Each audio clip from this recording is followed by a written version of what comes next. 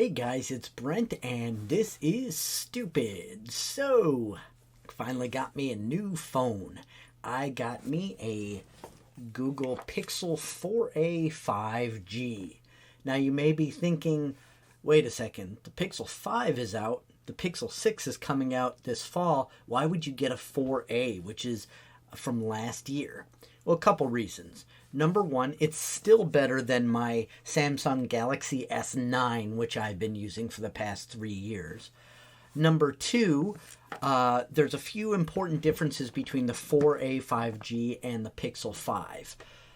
The Pixel 5 and the 4a 5G have almost the exact same hardware and software and such. The cameras are the same, the processors are the same. The 5 has wireless charging, which is nice, but I don't really use it all that much, even though my Samsung Galaxy S9 has that capability. I haven't really used it. The 5 also has water resistance, which I've never really needed.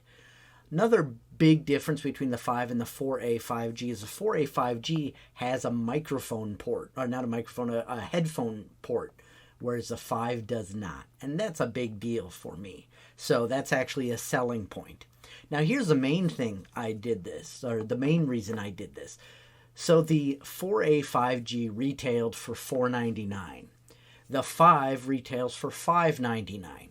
However, right now, my carrier, Xfinity, had these for 50% off. So it was only $249. So I wanted to jump on that. So let's unbox it and take a look at what we've got. We've got a, instruction booklet, what have you. It's got a nice little gift wrapping bow. Here's the phone itself. Now, interesting thing is,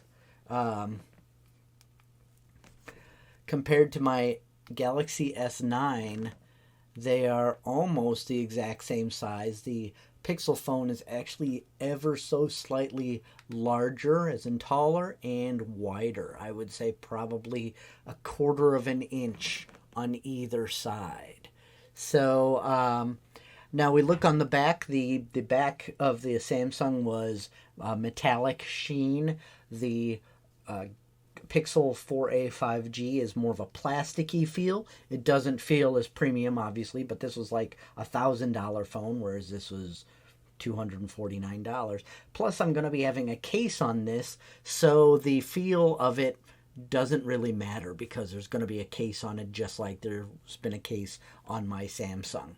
So the fingerprint sensor is in about the same place on both of them. But you can see the camera is different in a different location on the Pixel 4a 5G. On the front, there's also the difference, whereas this is where the camera was for the Samsung. The Pixel camera is here in the corner. So that is that. That is how that is the difference between those. And that's the difference between the well, I already went over the differences between the 4a 5G and the Pixel 5. Also in the box here we have a charging cord that's USB-C. And there's this little thing which, if I wanted to transfer, use a, a USB cable to transfer from my old phone to my new phone, which we actually already did at the Xfinity store. So I haven't really gotten this set up yet. So it's got my all my apps and such, but I generally use a custom launcher. So I still have to get that all set up. But this being a Google phone, it doesn't have the Samsung bloatware on it, the extra apps that Samsung adds on. It's pretty much a pure Android install. And another really thing that I really like about this that I don't like about the Samsung. Years ago, I used to use the LG G4, G3, G4, I don't remember exactly which one.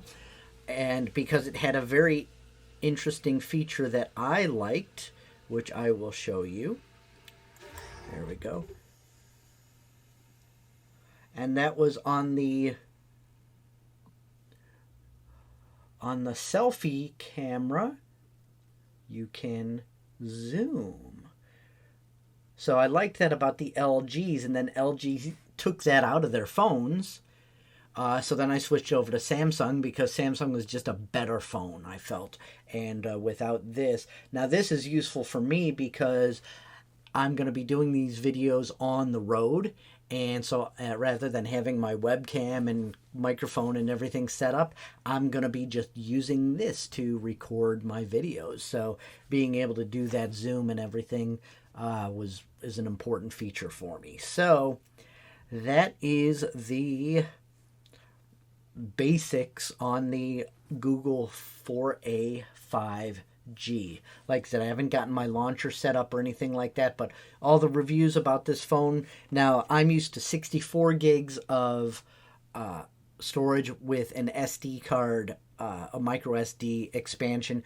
This has got 128 gigs, but no expansion for micro SD, unfortunately. So I'm just limited to that 128, but between that and my Google Drive and Dropbox and everything like that, it should be just fine. Excuse me, I don't know where that came from.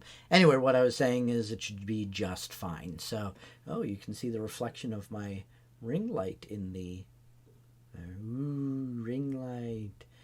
Anyway, that's my new phone. I'm done showing it off. I like how thin it is. I like how it feels. And like I said, I've got a case on the way. So hope you enjoyed this. That's a Google 4A 5G unboxing and review, comparison, whatever, my thoughts on it.